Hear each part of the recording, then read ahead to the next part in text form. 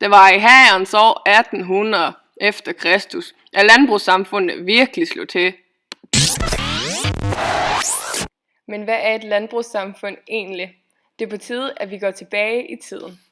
Go shorty, it's your birthday. We gon' party like it's your birthday. We gon' sip Bacardi.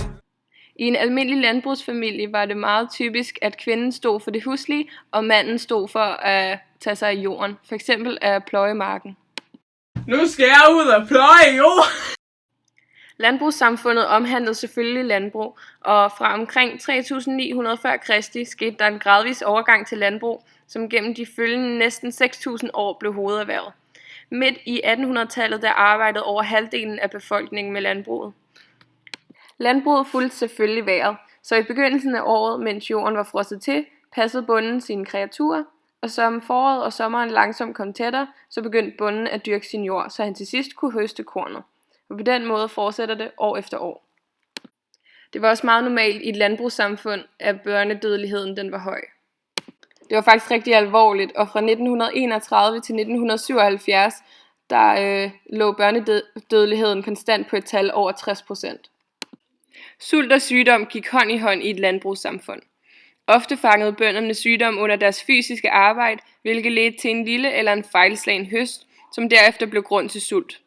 Forskellige sygdomme som tuberkulose, som mest indfandt sig hos yngre mennesker, kirtelsyge, som var den mest udbredte sygdom, anemi og blegesot, havde en stor indflydelse på dødelighedsstatistikken.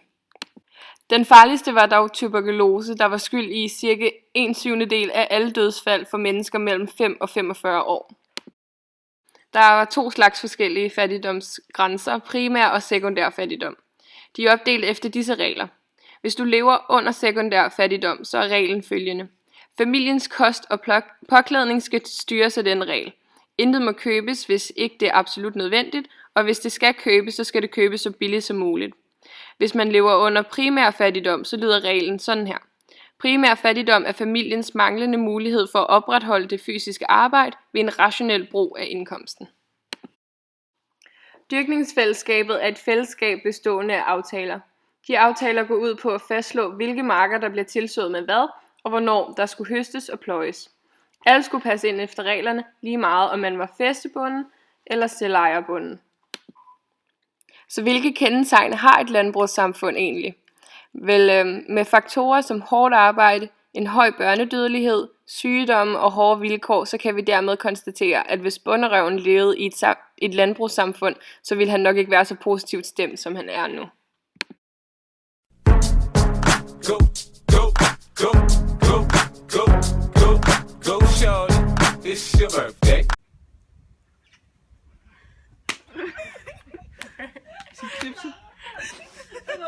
Men hvad er et landbrugssamfund egentlig? Nu skal jeg ud og pløje jord! Og derfor døde folk. Må jeg godt smadre dem? Kør.